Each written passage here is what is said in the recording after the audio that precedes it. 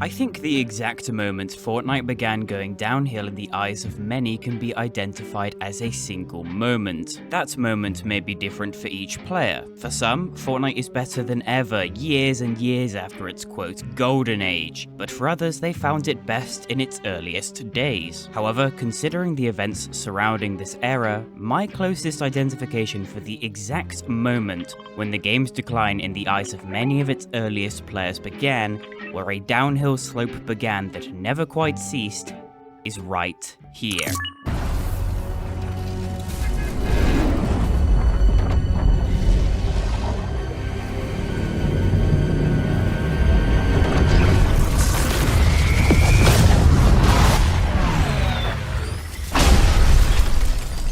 October 24, 2018.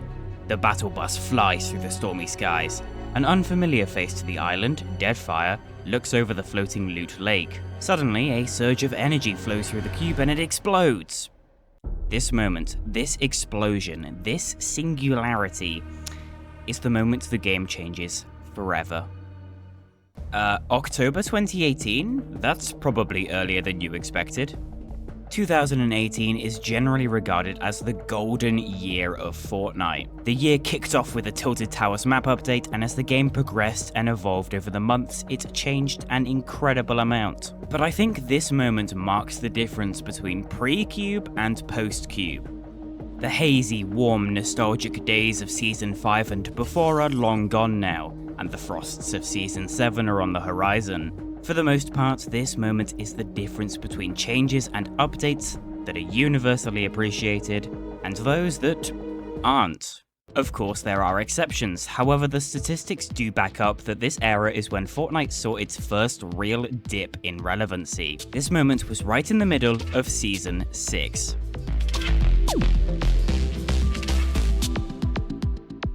The first season to be released more than 12 months after the game's original launch, Season 6 has an odd legacy. It feels like the middle child of the golden era, that time of the game which sure did happen. A couple of years ago, I had the privilege of going back in time through the private server Project Era to give Season 8 the chance I never gave it. Now it's back with Season 6. My story with Season 6 is really quite different. This season means a lot to me. It's the first season that I truly locked in and nearly finished the Battle Pass, achieved my first victory royale, and forged an unbreakable bond with this game that would continue until this very day. So the prospect of going back to this season that I love so much, but is actually seen as one of the weaker Chapter 1 seasons in the eyes of many, it's interesting. Re-experiencing this season with the more balanced, critical perspective I have today, will I still enjoy it just as much? Or will it not hold up as well as it did behind rose-tinted glasses? Let's find out. Season 6 launched in September. The summer was over and people were back in school, so it was already fighting a losing battle compared to its predecessor. However, it had a strong premise. Season 6 was themed around the mysterious corruptive cube introduced 2 months prior, nicknamed Kevin by the community. So let's focus on him. Kevin's a strange fella. He's just a big old shape that rolls around islands and people love him for it. I won't lie, I love him too. In the final days of Season 5, he rolled into Loot Lake and made it all bouncy, setting the stage for Season 6 to begin. Otherwise, the season has a general Halloween theme, seen in the new locations introduced. The first thing that you may notice is that, unlike both its immediate predecessor and successor, Season 6 didn't introduce a new biome to the island. Being sandwiched between two massive map changes surely contributed to the weird status this season holds. Some view it as simply Season 5.5, and, well, it's a fairly apt description. Similar loot pool, the vehicles were largely the same, and the map from a glance looks basically the same.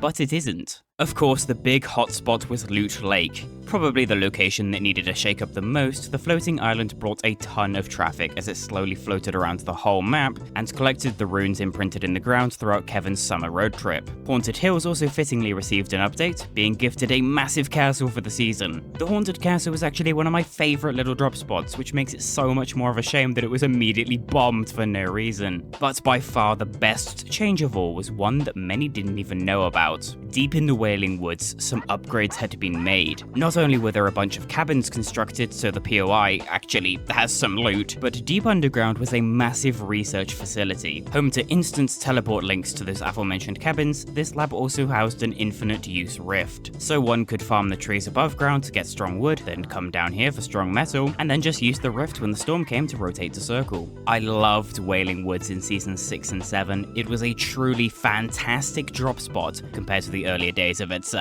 pitiful existence. Did Season 6 massively shake up the map? No, but it continued a trend where Epic would consistently change the map's weaker locations by making significant improvements to 3 of the worst drop spots on the island. There were some smaller changes too. Fatal Field sprouted corn just in time for the harvest, which was a cute change to fit the real-world calendar. Retail Row got its own pop-up Halloween store, an annual trend that would continue for years to come, and 3 shacks of wood, brick, and metal appeared around the island. These referenced the classic fairy tale of the 3 pigs and the big bad wolf, and it seems that those pigs were good to fortify as a wolf truly was roaming this season. The Season 6 Battle Pass introduced Dire, the first tier 100 that I think people just kind of shrugged at. In fact, this whole Battle Pass is really the first one that isn't a renowned classic. It's still very solid, don't get me wrong, and home to some iconic outfits with interesting features, but I think in general this one brought a lot of outfits that people just don't tend to run, and some horrors beyond human comprehension. I think that's because this time around, Epic was saving the really good cosmetics for the item shop.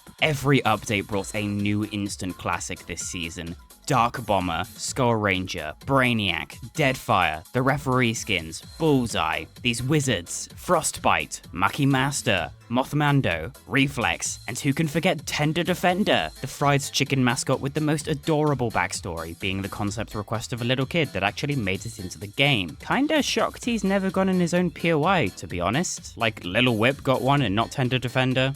Okay. This season also introduced the first ever cosmetic collaboration, the NFL set. This was a monumental out-of-nowhere moment that again can be seen as the catalyst of change for this game. Sure, the Thanos LTM earlier that year was the true start of collaboration content in Fortnite, but the NFL set taught Epic that they could monetize their collaborations and that it would make them a lot of money, and I think that changed their outlook forever.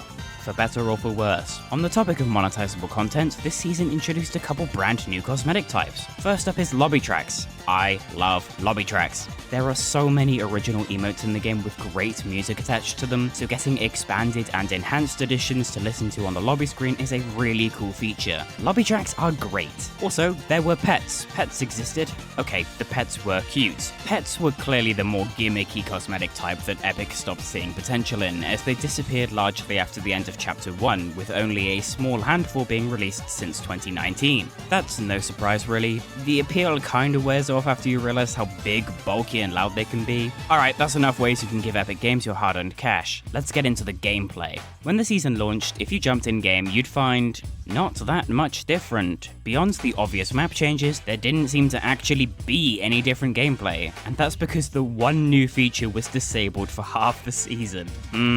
Shadowstones. I like Shadowstones. It's very cool turning into a ghost and spooking people. However, they were also supremely buggy and had to be disabled for a hot minute. They could also only be found at a few corrupted areas across the map. I think it would have been cool to have a Shadow to Go item or something that you can use at any time. Well, I guess we did get that 3 years later. Fear not, the updates quickly rolled in, and that's when the first new itemized content came in. First up was the Chiller Trap. This was admittedly a really random addition. It feels like they accidentally added it a season early, given Season 7's snow theme and the later addition of Chiller Grenades. Still, it was a fun trap, albeit not particularly useful in, like, any situation. The quad launcher was an absolutely insane explosive launcher. It's fast, it's powerful, and the bane of all competitive players this season. It's really no wonder it hasn't come back. The first major update of the season brought a brand new vehicle, the Quad Crasher. Let me just say, I love the Quad Crasher. You love the Quad Crasher. There's really no debate. It's fun to handle, easy to control, and you could literally fly across the island with it, although I never got the hang of that. Seriously, What's not to love? The Quad Crasher was a good evolution of the vehicles in Fortnite, introducing the boosting mechanic that many more would go on to use, and sporting a distinctly Fortnite design, with the same nose art as the rocket launcher. The following update added the 6-shooter, a pretty poor excuse for a pistol, but it looks cool so it gets a pass, and the Fiend Hunter crossbow, a Halloween variant of the old crossbow item. And that's all this update added. Yep, nothing more, especially nothing controversial. In fact, I think this was called the Hunter crossbow. What even is a fiend? Why did I say that? I don't know. Right after Halloween, the balloons were introduced as a new mobility item. Again, possibly the most Fortnite mobility item you could add, but using them again in Project Era made me realize that they really weren't great at first. You were completely exposed when you used them, and if you floated too high, they'd pop and you'd fall to your death. Also, you had to use like 5 to actually go up. Well, it's like 3 now. Thankfully, they were later reworked to at least let you use other items in the air. This update also vaulted the guided missile launcher. While for the most part items come and go all the time, this removal would actually be the last time the guided missile would be available in Battle Royale, with it being completely wiped from the game files later that year and never returning. Now, what could fill the guided missile launcher shaped hole in my heart better than a new heavy assault rifle? Pretty much anything else. Yeah, unlike the general player base at the time, I really actually did not like the AK when it was introduced. The mounted turret was a new trap introduced this season. It was a little incredibly overpowered, but it's fine, it got nerfed pretty quickly. Personally, I think the turret is best in team modes. It does leave you pretty vulnerable, but you can use it to apply pressure to enemy builds while your squad mates go in on the assault. Dynamite is a unique explosive item. Once you cock it, there's no going back. It's a neat enough item, I just don't usually find it particularly useful. However, it does have a bigger explosion radius than the grenade, so it's not bad in the early game. The final update of the season brought an evil item. An item that inspires fear in many, excitement in many others. An item that will be remembered for generations to come. The high-tier pump shotgun, better known as the Spaz. Oh lord, the Spaz was, and still is, something else. Finally, it was possible to eliminate another player with just one shot from your shotgun, and when I tell you it had people salivating, well, it did. Still, that's all the gameplay features introduced this season. A pretty solid one all round, jam-packed with content and not really any notable misses. So, what's the problem? What am I forgetting? Fortnite Mares is, as I'm sure you already know, Fortnite's annual Halloween event. In 2018, Fortnite Mares saw Loot Lake explode and cause portals to open all across the island with mysterious obelisks forming and otherworldly creatures coming forth. You could kill them for shields and occasional item drops, however they were incredibly loud, distracting and deadly, and people did not like them at all. Fortnite Battle Royale is a game about fighting other players, and, somewhat understandably, a lot of people didn't enjoy being swarmed by zombies while trying to secure the dub. I actually think the Team Terra LTM introduced immediately after Fortnite Mares ended was a much better implementation of the cube monsters. It's a lower stakes 30v30 co-op mode where you can better balance PvP and PvE. And best of all, it's optional. The Fortnite Mares playlists took over the solo, duo and squad playlists. So during Fortnite Mares, you straight up couldn't play Battle Royale without zombies, which for a lot of people, kinda sucked. I liked Fortnite Mares. I liked the cube monsters, but I do completely understand and empathize with the people who very much didn't. There were a few more gameplay changes during Season 6. In fact, this season felt like somewhat of a testbed for a lot of the more experimental changes Epic wanted to try out. Most notably, there was glider redeploy. In all modes, for a few weeks of the season, you could just pull your glider out when falling from pretty much any distance. This was again a highly controversial change as players could disengage from fights far too easily. However, it did also make rotating across the map very fun, and I enjoyed it while it lasted. I think it's for the best that it's not a core feature, but a good compromise was implementing it into an item you can find with limited charges. Oh, and glider redeploy was also added in the Fortnite Mares update, as if that update wasn't controversial enough. It caused a lot of divide in the community, and as much as I enjoyed it, it's probably for the best it never became a permanent feature. Oh, and remember that time they made explosives have splash damage through builds for a few days? Interesting experiments this season. However, perhaps one of the biggest impacts this season made in the long term was introducing in-game competitive tournaments, bringing Fortnite as an esport to the next level with events and cups to practice or earn rewards. This is undoubtedly one of the most important additions for competitive players. Beforehand, these things would have had to be done as an LTM or just straight up in person. But with tournaments, it became a lot easier to hold and manage online competitive events. Team Rumble was also introduced as an LTM this season. It would later become a permanent addition as basically Fortnite's one big team mode. Team Rumble has always been one of my favorite modes to play when I just want to chill out and have some fun. You know, get the dopamine hit from killing a few players. You can respawn, so it's pretty low stakes, and people play more aggressively with the glider redeploy, leading to a lot more action-packed games. It's good fun. This season also introduced Food Fight and Disco Domination, two unique team-based LTMs that feel so Fortnite. Season 6 really brought some great casual modes that I both cherish and deeply miss. The final notable experiment of Season 6 was Support a Creator. Initially an event where you could input someone's creator code in the item shop and they would receive like 0.0000001% of the purchase earnings. This was meant to be a limited time, but it expanded out into a permanent program that works in Epic Games Store, Rocket League, and pretty much everything else owned by Epic at this point. It's one of the most generous things our corporate overlords have ever done, and I swear I'm not just saying this only because I have one, okay? I'm not biased, I never even plugged the code anyway. I just think it's really cool and awesome, and all of the unique, strange, experimental strands of Season 6 culminated in that omnipresent cube that started this whole thing going haywire at the end of Halloween. Following his temper tantrum, Kevin began floating suspiciously fast and fracturing, dropping weird goop into the lake. And then on November 4th, his power overloaded the servers and all players could do was load in and watch as he finally surged. Appearing in a mysterious dimension, the player is greeted with a beautiful, ethereal sight. A rift forms, taking a new shape, that of a butterfly, and then the butterfly touches the player's finger. It wouldn't be long before we returned to the island and saw a reformed, leaky lake. Easily the best update to this location, mind you. The extra looting spots and height variation were well needed, and it was also just absolutely beautiful. The butterfly event was short, it was sweet, and it raised many questions. But it was undeniably an experience to remember. I remember I was so upset. I had an absolutely trash PC at the time and it fully crashed out just minutes before the event, so I had to watch Laserbeam's reaction on YouTube. I was very unhappy. It was the first live event I tried to attend, ugh. The butterfly event brings us full circle, back to the moment I discussed. October 24th, the day Fortnite Mess began. The day the cube exploded, the day the fiends began to patrol the lands, the day glider redeploy was introduced, and the day Fortnite changed forever. I ultimately believe that this day best represents the changes the game underwent over the next few months, and I don't believe many of them to be inherently bad changes.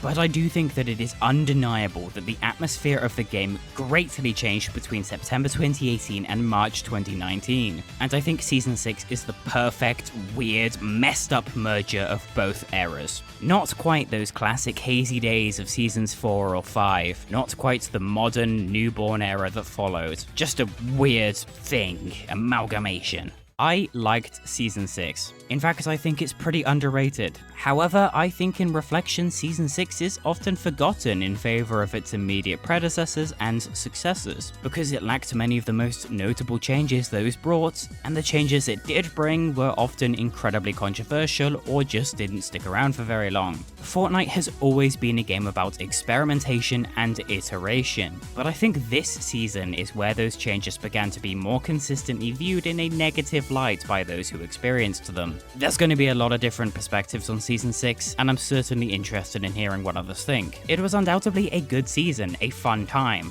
but I wonder if many people remember all the controversy surrounding it when they reflect on its features, and not how fun it really was. Still, it was a very interesting time. Epic was experimenting a lot to try and make the game the best it can be, and I respect that. And honestly, Part of me liked the unpredictability of the early access era, and I think it was at its most random here. Shout out to the folks over at Project Era. I'm not going to promote or recommend that you just go and download it right now, or any other private server, because I cannot guarantee that they are 100% safe for your computer. However, Era has given me the unique opportunity to critically re-examine not one, but two classic seasons in a new light, and I appreciate that more than anything.